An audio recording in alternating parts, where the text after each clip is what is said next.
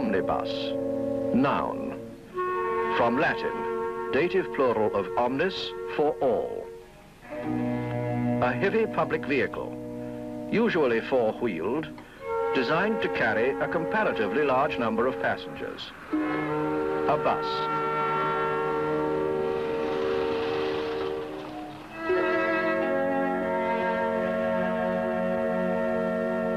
Omnibus, for all. For all kinds of people, providing all kinds of services for all sorts of purposes, and serving all of the country we live in.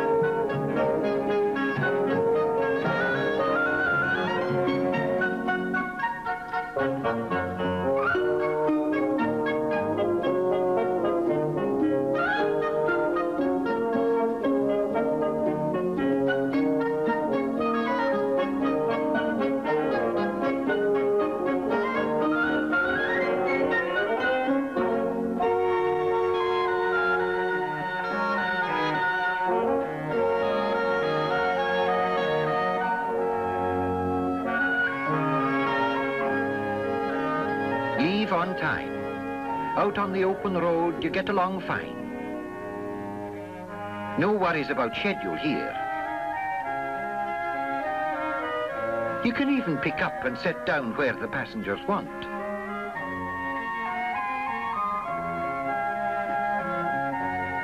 Fair enough. But sooner or later, wherever it starts, wherever it goes, a bus service has to come into a town.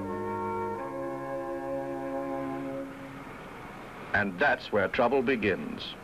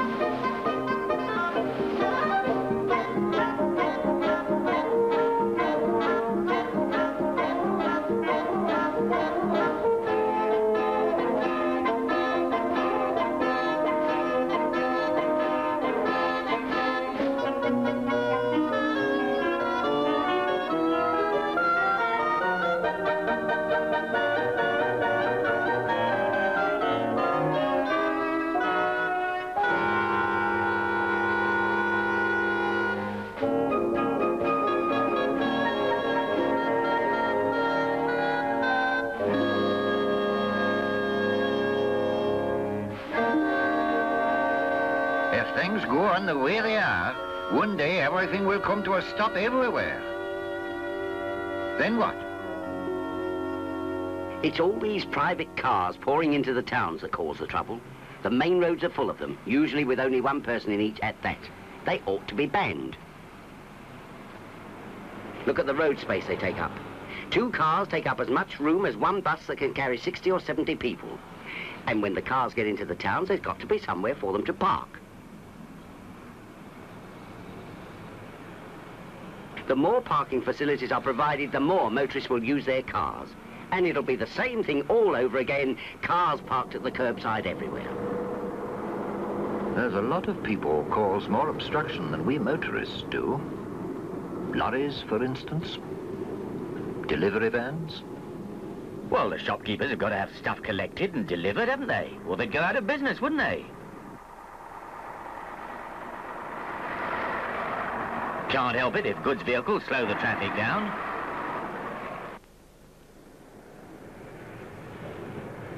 It's always starting and stopping at traffic lights.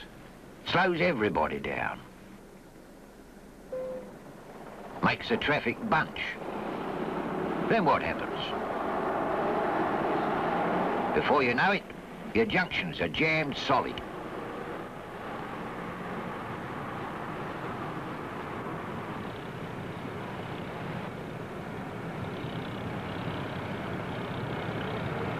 Too many vehicles trying to use streets that were never designed to carry them. So what can we do? Pull everything down and widen the streets. Ban private cars from town centres. Privileges for buses. More car parks. One-way streets. Freedom of movement. Restrict delivery times. Restrict! Well, there are all sorts of things that can be done to help the traffic problem, and are being done successfully. Boldly conceived one-way systems, for example, may mean buses having to go a longer way round, and you having to walk a bit farther to the bus stop. But they certainly keep the traffic bowling along nicely and increase road capacity. Commercial vehicles over 3 tons must use the ring road. That's good. And they fine them a £5 if they don't.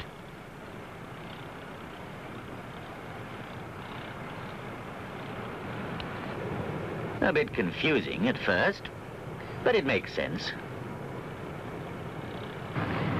Get in lane. Yes. A bit more lane discipline everywhere would make a big difference. And that's all right too, providing the buses have somewhere to stop.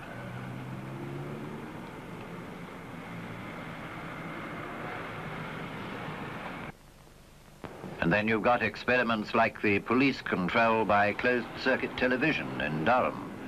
A tangled town if ever there was one.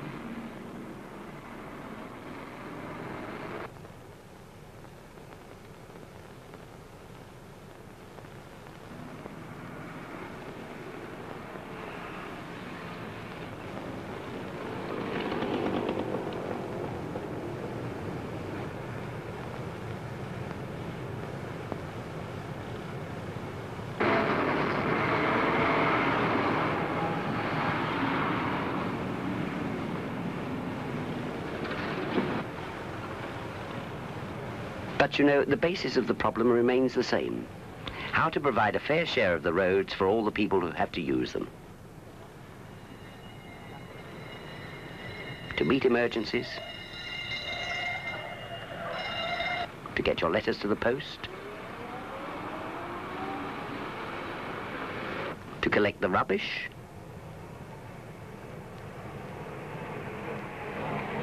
to deliver the goods,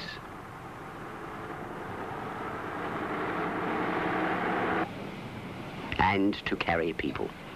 In other words, to carry people and the things they need for everyday living.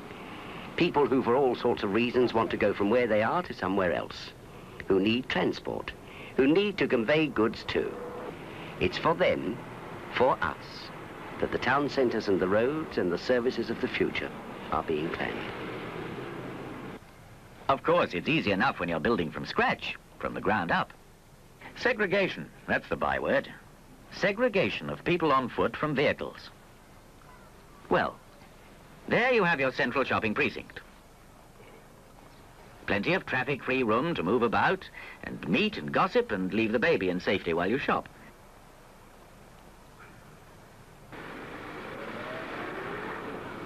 Right alongside, the central bus stop.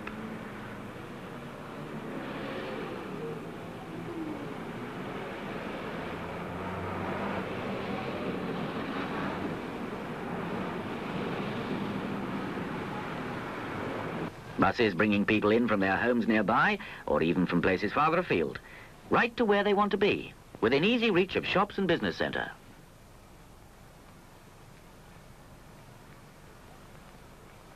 And the market. There are still plenty of people who like to buy and sell in a traditional street market, even in a new town like Basildon.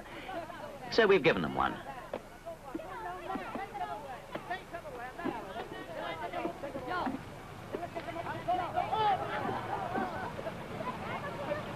The traders with shops in the precincts have service access to the backs of their shops, which keeps vehicles loading and unloading out of the way. And the rest of the space is for car parking. But what's the point of using a car when a bus brings you virtually from door to door?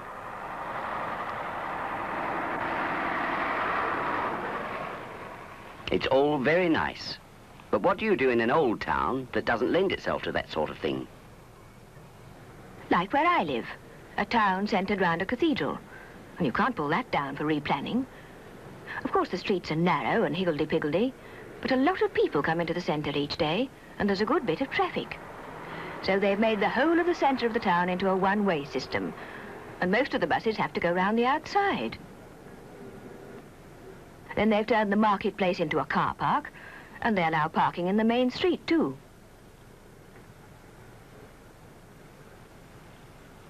Of course, the bus station has to be outside the one-way part, and it's quite a long walk to the shops or for the kids to get to school.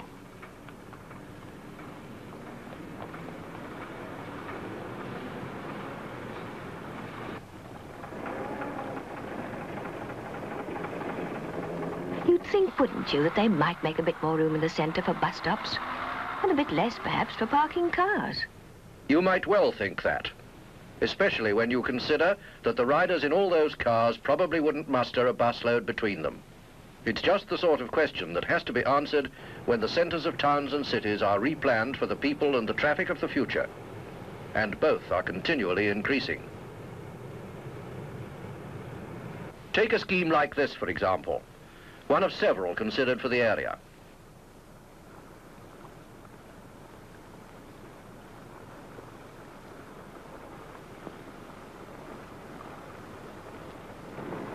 At present, the area is a clutter of ancient shops and dwellings and offices.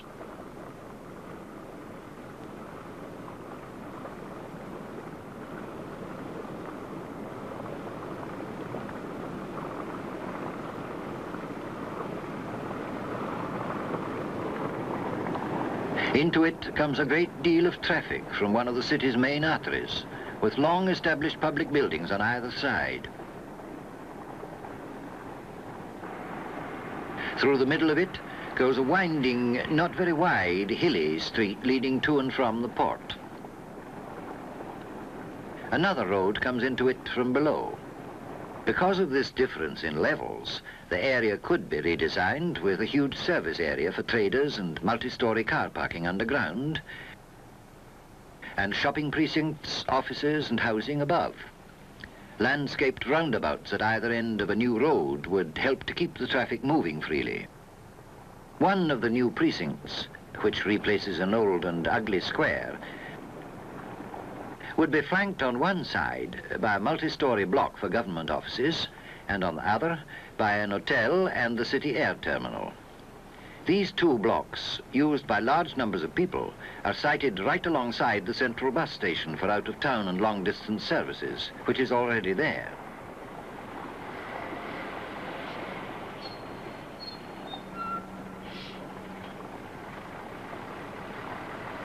With private cars and traders' vehicles underground, the new road would be virtually free for through traffic and the corporation's bus services, providing direct access to the shopping precincts and offices, and the housing, entertainment centres and other amenities which the development would contain. Planning which has these ideas about the handling of road transport is the kind of planning we like to see. The bus operator's philosophy is that it's his job to get people from where they are as near as possible to where they want to be at the time they want to go. To do this, he not only has to work out the best and most useful routes and get permission to use them, he is faced with the problem of peak demand, followed by periods when buses run pretty well empty. He has to subsidize unprofitable services to isolated places by the revenue from the profitable ones. He sometimes has to provide services where others no longer exist because they have proved to be uneconomic. Otherwise, parts of the country may be left completely cut off.